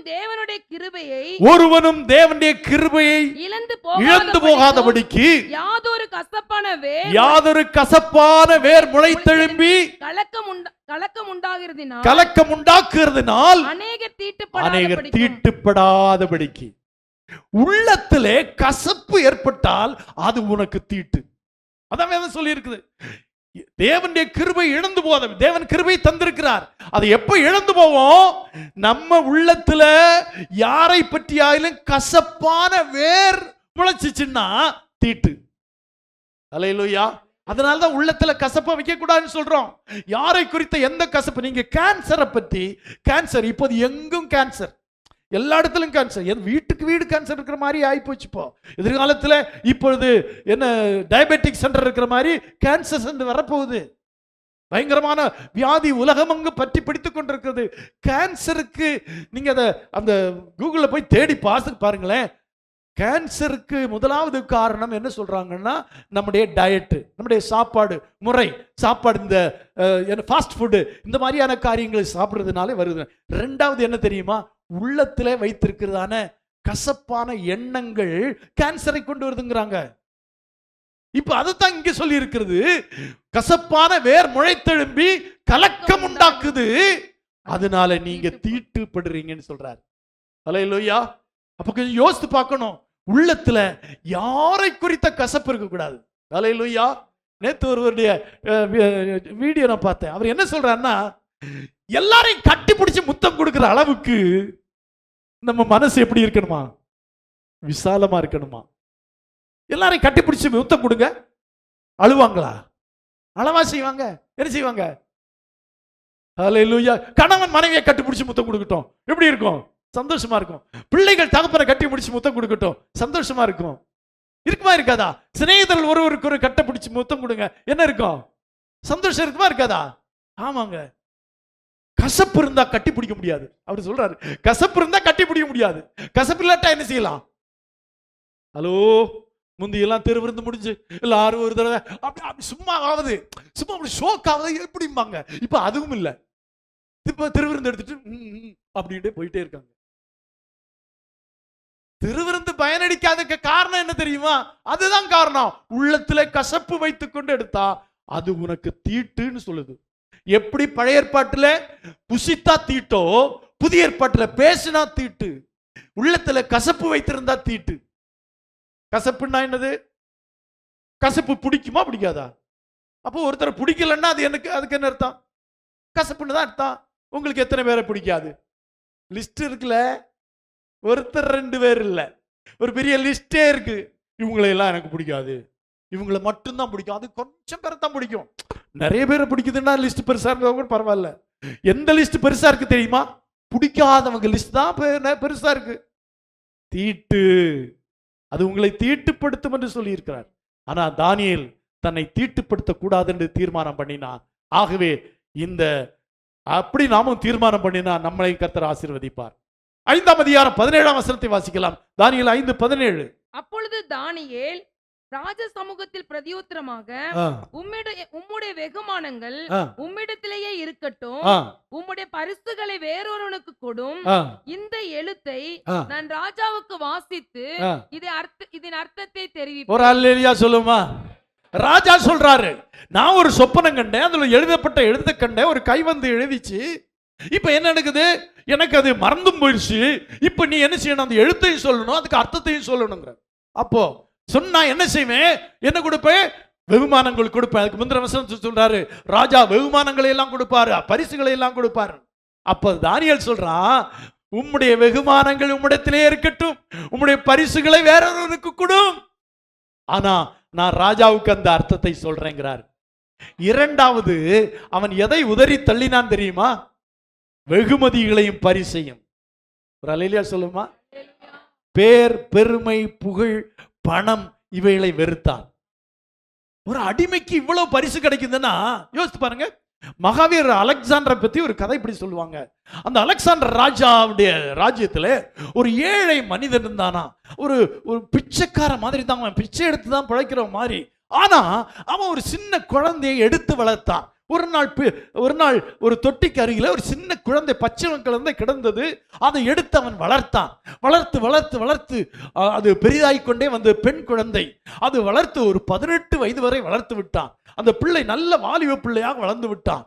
இப்பொழுது அவனுக்கு ஒன்று தோன்றிட்டு, இதுவரை கஷ்டப்பட்டு நம்ம இந்த பிள்ளை வளர்த்துட்டோம், இனி நம்மளால வளர்க்க முடியாது, அதனுடைய தேவைகள் பெருகுது, அதனுடைய பிரச்சனைகள் பெருகுது, ஆகவே எனக்கும் குடும்பம் இல்லை, மனைவி இல்லை, ஆகவே என்ன செய்வேன் என்று யோசித்த போதுதான் அவனுக்கு ஒரு எண்ணம் வந்தது.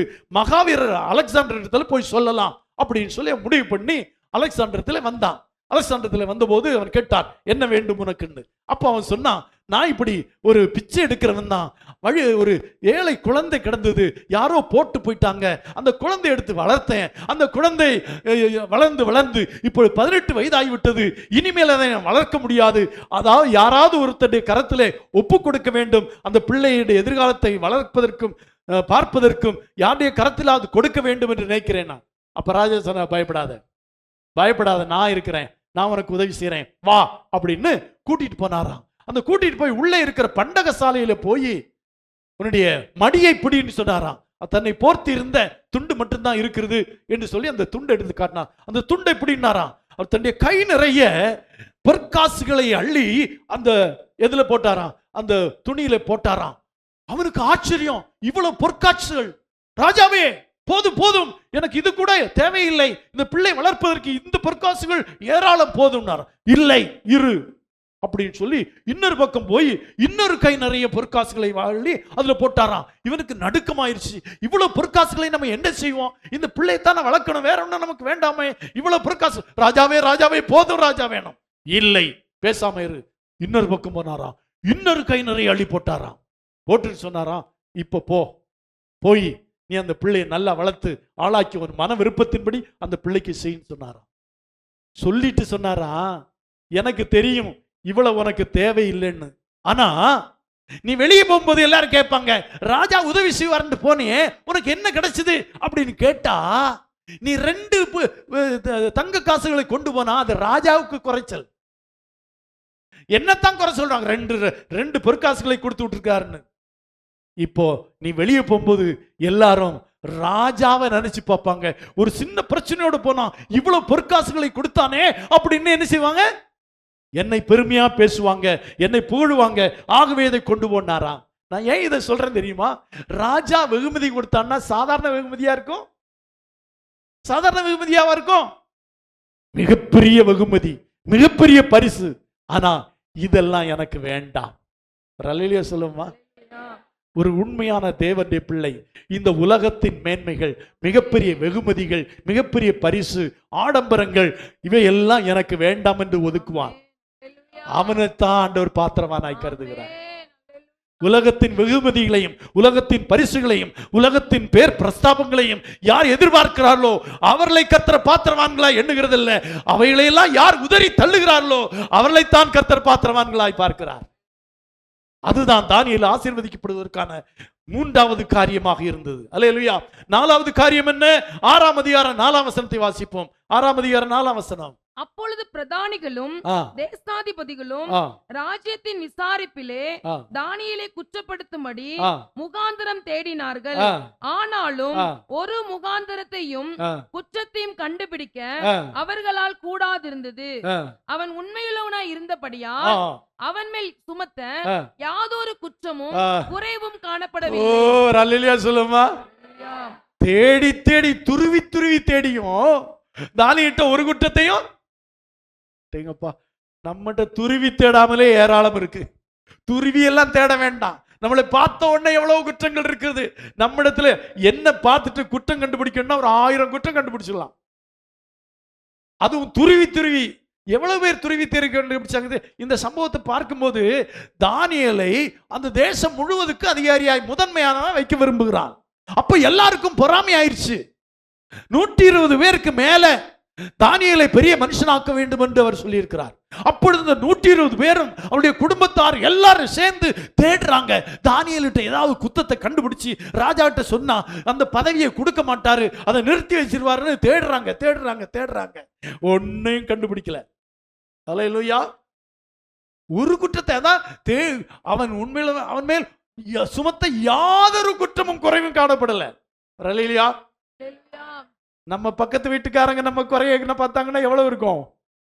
அப்பாடா, யோசித்து பாருங்க. நம்ம மேல யாதொரு குற்றம் இல்லை அப்படிங்கிற ஒரு நிலைமைக்கு நம்ம வர்றோம்னா நம்ம தானியேலை விட கர்த்தர் நம்ம உயர்த்துவார். குற்றம் உள்ளவனை ஆண்டவர் உயர்த்த மாட்டாருங்க. அதாவது வேணும்னே நம்மளை குற்றம் சொல்றது வேற. இவங்க தேடி தேடி பார்த்து ஒரு குற்றத்தையும் காணோம். அல்லேலூயா. அப்ப எப்படி தேடி இருப்பாங்க யோசித்து பாருங்களேன். பல விதத்துல தேடிப்பாங்க, எந்த விதத்துல தானியேலை குற்றம் சுமத்தலான்னு. ஒரு குற்றத்தையும் காணோம். ஆமாங்க. அல்லேலூயா. ஆண்டவர் ஒரு ரூமையை சொன்னார். என்ன சொன்னாரு? திராட்சரசம் புது துருத்தியில ஊத்துனா, புது திராட்சரசத்தை ஊத்துனா என்ன இருக்கும்? அப்படியே இருக்கும். புது திராட்சரசத்தை பழைய துருத்தியில ஊத்துனா என்ன செய்யும்? துருத்தியும் கெட்டுப்போம், ரசமும் சிந்திப்போம். அதனால நல்ல ரசத்தை எதுல ஊத்த மாட்டாங்க? பழைய துருத்தியில. இதுதாங்க கான்செப்ட். நம்மிடத்துல உண்மை இருக்கணும். நம்மளை தேடி தேடி கண்டுபிடிச்சாலும் குறைகள். அப்போ பாஸ்டர் அதெல்லாம் நடக்காது பாஸ்டர். என்கிட்ட ஏற்கனவே சொல்லியிருக்காங்க பல குத்தங்கள். என்னை பத்தி மற்றவங்கிட்ட எல்லாம் குத்தம் குத்தமா சொல்லிட்டு இருக்காங்க. எப்படி பாஸ்டர்? அல்லேலூயா. ஒன்று நீங்கள் புரிந்து கொள்ள வேண்டும். இந்த அடிமையாக வந்த தானியேலே குற்றம் கண்டுபிடிக்க முடியாதபடி அவனுடைய வாழ்க்கை இருந்தது. நம்முடைய வாழ்க்கை தாங்க ரொம்ப முக்கியம். நமக்கு பணம் இருக்கு, பொருள் இருக்கு, அது இருக்கு, இது இருக்கு என்பதை காட்டிலும் நம்ம எப்படி வாழுகிறோம். ஒருத்தன் கை நீட்டிடே நீ நீ அப்படி நீ இப்படி அப்படின்னு சொல்ல முடியாதபடி நம்முடைய வாழ்க்கை இருக்கணும். தானியேலிடத்துல ஒரு குற்றம் காணல. இதை ரொம்ப விளக்கமா சொல்லணும். ஆனா என்ன சொல்றேன்னா, ஒரு குற்றமும் காணாம அவன் காணப்பட்டான். அல்லேலூயா. அல்லேலூயா. அடுத்த 5வது காரியத்தை சொல்லி முடிக்கலாம்னு நினைக்கிறேன். 6ஆம் அதிகாரம் 10ஆம் வசனம். தானியேலு வென்றால் அந்த பத்திரத்துக்கு கையெழுத்து வைக்கப்பட்டது என்று அறிந்த போதிலும் தன் வீட்டுக்குள்ளே போய் தன் மேல் அறையிலே எருசலேமுக்கு நேராக பலகணிகள் திறந்திருக்க அங்கே தான் முன்பு செய்து வந்தபடியே தினம் 3 வேளையும் தன் தேவனுக்கு முன்பாக முழங்கால் படியிட்டு ஜெபம் பண்ணி ஸ்தோத்திரம் செலுத்தினான். இது எந்த சிச்சுவேஷன் தெரியுமா? யாராவது ராஜாவை தவிர வேற எந்த ராஜாவையும் என்ன செய்தா? வணங்கினா அவனை எதுல போடணும்? சிங்க கபில போடணுங்கிற சட்டம் ஆகி போச்சு. அந்த காலத்துல அக்னி சூளை, சிங்க கபி இதுதான். இன்னைக்கு மாதிரி ஜெயில் இல்ல. அன்னைக்கு உடனே முடிவு போடு, தூக்கி போடு, எதுல? அக்னி சூளையில போடு. ஒரு நொடியில அவ்வளவுதான், சாம்பல் ஆயிருவான். சிங்க கபில போடு, ஒரு நொடி தான், பீஸ் பீஸா போயிருவான். நம்மள மாதிரி சிறைச்சாலை கட்ட வச்சு அதுல ஃபர்ஸ்ட் கிளாஸ், அதுல செகண்ட் கிளாஸ், அவனுக்கு ஃபேனு, அவனுக்கு டிவி, இவனுக்கு கஞ்சி, அவனுக்கு சோறு. இந்த வழக்கம் எல்லாம் அன்னைக்கு இல்ல. ஒருத்தன் குற்றவாளின்னு தெரிஞ்சா எதுல போடு? அக்கினி சூளையில போடு, இல்லாட்டியே சிங்க கபியில போடு. அதான் அன்னைக்கு இருந்தது. இப்ப ராஜா சட்டம் பிறப்பிச்சிட்டாரு. ராஜாவை தவிர வேறு யாரையாயில வணங்கினால் அவனை சிங்க கபியில போட வேண்டும் என்று பத்திரத்துக்கெல்லாம் கையெழுத்து வைக்கப்பட்டு விட்டது. அல்லேலூயா. அல்லேலூயா. நம்மன்னா என்ன செய்திருப்போம்? அதுவரை 10 தடவை ஜெபிக்கிறவளானால் 5 தடவையாய் மாத்திருப்போம் அட்லீஸ்ட். இப்போ இந்த வார்த்தை என்ன சொல்லி கொஞ்சம் யோசித்து பாருங்க. தானியேல் வந்தால் அந்த பத்திரத்துக்கு கையெழுத்து வைக்கப்பட்டது என்று அறிந்த போதிலும் தன் வீட்டுக்குள்ளே போய் தன் மேலறையிலே எருசலேமுக்கு நேராக. ரொம்ப முக்கியமான காரியங்கள். நம்மள மாதிரி நினைக்கிறோமா? இப்படி ஒரு சட்டம் வந்துருச்சுன்னு வைப்போம். நமக்கு இன்னும் வரல, யாரும் ஜெபம் பண்ணக்கூடாது அப்படின்னு ஒரு சட்டம் வந்துருச்சுன்னு வைப்போம். இப்போ சர்ச்சுக்கு வரக்கூடாதுன்னா நம்ம எல்லாம் என்ன செய்வோம்? வீட்டுல ஆராதிப்போமா? ஆமா. கொரோனா பீரியட்ல வீட்டில் ஆராதிச்சோம்ல, சர்ச்சு இல்லை, சர்ச்சு கிடையாது, சர்ச்சுக்கெல்லாம் போகக்கூடாதுன்னு சட்டம் போட்டுட்டா, ஆண்டவரே பரவாயில்ல, வீடும் சர்ச்சும் ஒண்ணுதான் ஆண்டவரே, உங்களுக்கு ஸ்தோத்திரம் ஆண்டவரே, வண்டி செலவு மிச்சம் ஆண்டவரே, காணிக்க மிச்சம் ஆண்டவரே அப்படின்னு வீட்டுல என்ன செஞ்சிருப்போம்? ஆராய்ச்சிருப்போம். இப்ப ஜெபம் பண்ணக்கூடாதுன்னு சட்டம் போட்டா நம்ம என்ன செய்வோம் தெரியுமா? நல்லதா போச்சு, அந்த நேரத்தில் வேற ஏதாவது செய்யலாம், துணி துவைச்சிக்கலாம், பாத்திரம் கழுவிக்கலாம், அதை செஞ்சுக்கலாம், இதை செஞ்சுக்கலான்னு. ஆனா தானியேல் தான் முன்பு செய்து வந்தபடியே பலகணிக்கு நேராக, எருசலேமுக்கு நேராக பலகணிகளை திறந்து வைத்துக் கொண்டு அவன் ஜெபம் பண்ணி ஸ்தோத்திரம் செலுத்தினான். ஜெபம் பண்ணான் மட்டும் இப்படி சொல்லிக்கலாம். ஸ்தோத்திரங்கிறது எப்படி? ஸ்தோத்திரம் தன் முன்பு செய்து வந்தபடியே. அவன் சத்தத்தையும் குறைக்கல, பலகணியும் மூடி வைக்கல, அவன் ஸ்தோத்திரம் பண்ணி, அவன் ஜெபம் பண்ணி ஸ்தோத்திரம் பண்ணினான். பிறகு எப்படிங்க ஆண்டவர் ஆசீர்வதிக்காம இருப்பாரு? இந்த குவாலிட்டி நமக்கு இருக்கா? நம்ம ஜெபம் எல்லாம் எப்படி இருக்குது? காலையில் பாஸ்ட் கேட்டாங்க, எப்படி ஜெபம் பண்றோம்? குறைஞ்சிருச்சு, கொரோனாவுக்கு குறைஞ்சிச்சு. அடுத்த கொரோனா வர்ற வரையிலே அப்படி இருக்கும். அடுத்த கொரோனா வந்தா எப்படி இருக்கும்? ஐயோ ஐயோ ஐயோ ஐயோ என்று ஜெபம் பண்ணுவோம். அஞ்சாவது குவாலிட்டி என்னன்னா, அவன் ஜெபத்தை விடல. நீ சட்டம் போடு, நீ எதை வேணாலும் போடு, அதனால நான் அடங்கிருவேன், நான் ஜெபிக்காம விட்டுருவேன் நினைக்காதீங்க ராஜா. அவன் நம்மனா ஆண்டவரே என்ன செய்யறது, ஆண்டவரே என்ன செய்யறது, ஆண்டவரே இந்த படிக்கட்டே இருக்கும்போதெல்லாம் இப்படியே யோசிச்சிடும். அவன் தைரியமா அப்படியே செவிச்சிட்டு ஸ்தோத்திரம் ஸ்தோத்திரம் ஸ்தோத்திரம், நான் ஜெபம் பண்ண போறேன், 3 தடவை ஜெபம் பண்ணுவேன். ஒரு நேரத்தை குறைச்சிருக்கலாம்ல, வீட்டு ஜன்னல அடைச்சிருக்கலாம்ல. ஆமா, நம்மன்னா உடனே வேத வசனத்தை உடனே தேடி நீ அறை வீட்டுக்குள் பிரவேசித்து ஒரு கதவை பூட்டி கொண்டு, நமக்கு தான் எல்லாத்துக்கும் வசனத்தை எடுத்துலாமே அப்படின்னு சொல்லியிருப்போம்ல.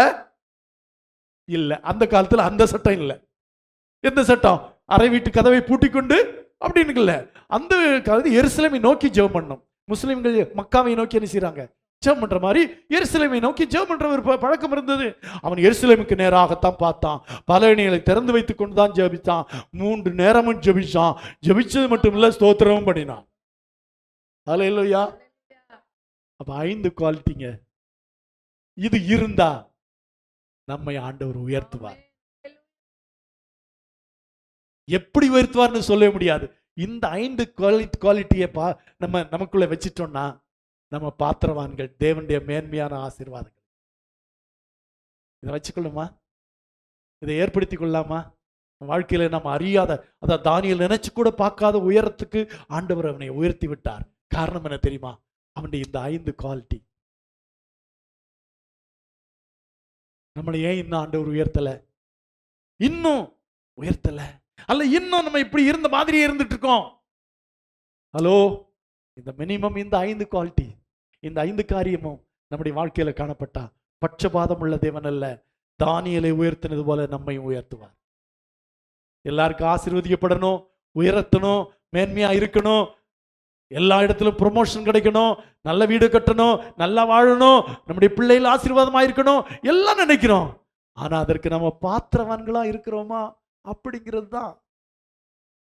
உங்க பையன் இன்னைக்கு ஒரு 1 லட்சம் ரூபாய் உங்க பையன் கையில நம்பி கொடுக்கிற மாதிரி உங்க பையன் மேல உங்களுக்கு நம்பிக்கை இருக்கா? மனைவி கையில ஒரு 10,000 ரூபாய் கொடுக்கிற அளவுக்கு நம்பிக்கை இருக்கா? நிறைய ஆண்களுக்கு இல்ல. ஏன்னா 10,000 ரூபாய் கொடுத்துட்டு கணக்கு கேட்டா 11,000 ரூபாய்க்கு கணக்கு சொல்லுவாங்க. அந்த 1000 எங்கிருந்து வந்ததுன்னு தெரியாது. நம்பிக்கை இல்லை ஒருவருக்கு ஒருவர். கொஞ்சம் யோசித்து பாருங்க. இந்த குவாலிட்டிஸ், இந்த 5 குவாலிட்டிஸ். முதல்ல என்ன? ஆண்டவரிடத்திலிருந்து, ஆண்டவரே என்னை உம்முடைய ஞானத்தினால் நிரப்பும், எதிர்காலத்திலே நான் சிறந்து விளங்க உம்முடைய ஞானம் எனக்கு தேவை. 2வது, நான் எந்த காரியத்திலும் தீட்டுப்பட மாட்டேன்.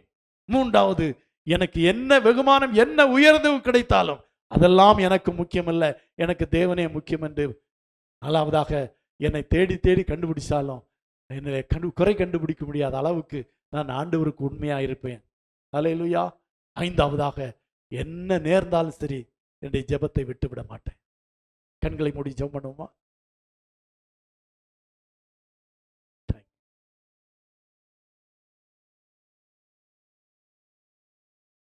எவ்வளவு நல்ல ஆண்டவர். யோசித்து பாருங்களேன். தானியேலை எவ்வளவாய் உயர்த்தினார், வானளவிற்கு உயர்த்தினார் சொல்லலாம். எந்த இடத்துல உயர்த்தினார் தெரியுமா? பாபிலோன்ல. பாபிலோன்ல இருந்தவங்க எப்படி தெரியுமா? வானமெற்ற அளவுக்கு கோபுரம் கட்டுறவங்க. இந்த காலத்துல தான் 1 கிலோமீட்டர் உயரத்துக்கு வீடு கட்டுறாங்க, கோபுரம் கட்டுறாங்க. ஆனா அந்த காலத்துல வானமெற்ற அளவுக்கு கோபுரம் கட்டுறவங்க இந்த பாபிலோன்ல உள்ளவங்க. எவ்வளவு ஞானிகளா இருந்திருப்பாங்க. அவ்வளவு ஞானிகள் மத்தியில அடிமையாய் சென்ற தானியேலை தம்முடைய மகன் என்பதற்காக, தனக்கு வைராக்கியமாய் வாழ்கிறவன் என்பதற்காக, தனக்கு உண்மையுள்ளவன் என்பதற்காக அவ்வளவாய் உயர்த்தினார். நாமும் அந்த தானியேலை போல எந்தெந்த காரியங்கள்ல நம்மை பாதுகாத்துக் கொள்ள முடியுமோ நாம் பாத்திரவான்களாக மாறினோம்னா, இன்னைக்கே இந்த நாளிலே கூட ஆண்டவர் உங்கள் மேல் ஆசீர்வாதத்தை ஊற்ற, உங்களை உயர்த்த, உங்களை மேன்மைப்படுத்த ஆண்டவர் ஆயத்தமாய் இருக்கிறார். ஏண்டா, இஸ்ரவேலை ஆசீர்வதிப்பதே கர்த்தருக்கு பிரியம். நான் உன்னை வாளாக்காமல் தலையாக்குவேன், நீ கீழாகாமல் மேலாவாய். எந்த மனுஷனை மேன்மைப்படுத்துவேன் என்று சொன்ன கர்த்தர் அவர் இன்றைக்கு ஜீவிக்கிறார். ஆனா சமாதானம் நம்முடைய வீட்டில் தங்குறதுக்கே நம்ம பாத்திரவான்களா இருக்கணும்னா, இவ்வளவு பெரிய உயரம் உன்னதமான நிலைமை அடைவதற்கு நம்ம பாத்திரவான்களாய் காணப்பட வேண்டாமா? அல்ல, ஒருவேளை அந்த அளவுக்கு எனக்கு உயர்வு வேண்டாம், எந்த அளவுக்கு உயர்வு வேணும்னு நினைக்கிறீங்களோ அந்த அளவுக்கு உங்களை தகுதிப்படுத்திக் கொள்ளுங்க. ஆண்டவர் உங்களை நிச்சயமாய் ஆசீர்வதிப்பார். யார் யார் ஆண்டவரே, நானும் என்னுடைய தேசத்துல, என்னுடைய குடும்பத்துல, என்னுடைய ஊர்ல, என்னுடைய சமூகத்துல நான் உயர்ந்திருக்கணும், அதுக்கு நானும் தானியேலை போல இந்த 5 காரியங்களை செய்ய ஆயத்தமாயிருக்கிறேன். நான் முயற்சி செய்வேன் ஆண்டவரே.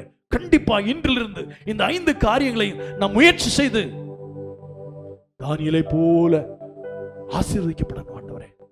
அப்படி யாரெல்லாம் நினைக்கிறீங்களோ உங்களுக்காக நான் ஜெபிக்க போகிறேன். ஆண்டவர் பட்சபாதம் உள்ளவர் அல்ல.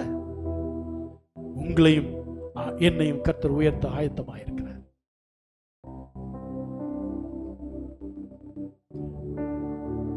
மகா கிருபையும் இரக்கம் நிறைந்த எங்கள் நல்ல ஆண்டவரே, இந்த காலை வேளைக்காக நாங்கள் உமக்கு நன்றி செலுத்துகிறோம் கர்த்தாவே. எங்களுக்கு முன்னாக சென்ற தானியேலிலே காணப்பட்ட இந்த 5 குணங்களை நாங்கள் பெற்றுக்கொண்டு எங்களுடைய வாழ்க்கையில உயரமும் உன்னதமான நிலைமை அடையத்தக்கதாக கர்த்தர் எங்களுக்கு உதவி செய்யும். இன்றைக்கு யார் யார் தங்களை ஒப்பு கொடுத்திருக்கிறார்களோ, நானும் இந்த தானியேலை போல ஆசீர்வதிக்கப்பட வேண்டும், நானும் இந்த காரியத்தில் இந்த 5 காரியங்களை செய்ய என்னால் இயன்ற எல்லாவற்றையும் செய்வேன் என்று யார் யார் மனதிலே நிர்ணயம் பண்ணினார்களோ அவர்களுக்காக நான் விசேஷமாய் ஜெபிக்கிறேன் ஆண்டவரே. ஒரு நாளிலே எங்கள் கண் முன்பாக இவர்கள் அவிதமாக உயர்த்தப்படுவதை கண்டு சந்தோஷிக்கத்தக்கதாக கர்த்தர் உம்முடைய ஆவி அளவில்லாமல் அவர் மேல் ஊற்றுவீராக, உம்முடைய ஞானத்தை கொடுப்பீராக, உம்முடைய சாமர்த்தியத்தை கொடுப்பீராக, உம்முடைய அறிவை அவர்களுக்கு கொடுப்பீராக. தீட்டுப்படாதபடி தங்களை காத்துக்கொள்ள கர்த்தர் அவர்களுக்கு உதவி செய்யும்படியாக ஜெபிக்கிறேன் ஆண்டவரே. குற்றமற்றவர்களாய் காணப்பட கர்த்தர் அவர்களுக்கு உதவி செய்யும். ஜெபத்தை விட்டு விடாதபடி ஜெபிக்க கிருபை தாரும் ஆண்டவரே. வந்த ஒவ்வொரு பிள்ளைகளுக்காக ஜெபிக்கிறேன் கர்த்தாவே. இவர்கள் ஒவ்வொருவரையும் ஆசீர்வதிப்பது உமக்கு சித்தமானது ஆண்டவரே, உம்முடைய பிரியமான காரியம் கர்த்தாவே. ஜனங்கள் ஆசீர்வாதத்தை எதிர்பார்த்திருக்கிறார்கள். ஒவ்வொருவரையும் ஆசீர்வதியும், அவளை பலப்படுத்தும், நாமத்தை மையப்படுத்தும். சகல துதி கனமையும் நீரே எடுத்துக்கொள்ளும். இயேசுவின் மூலம் ஜெபங்கள் பிதாவே. என் ஆத்துமாவே கர்த்தரை ஸ்தோத்திரி, என் முழு உள்ளமையுடைய பரிசுத்த நாமத்தை ஸ்தோத்திரி. என் ஆத்துமாவே கர்த்தரை ஸ்தோத்திரி, கர்த்தர் செய்த சகல உபகாரங்களை மறவாதே.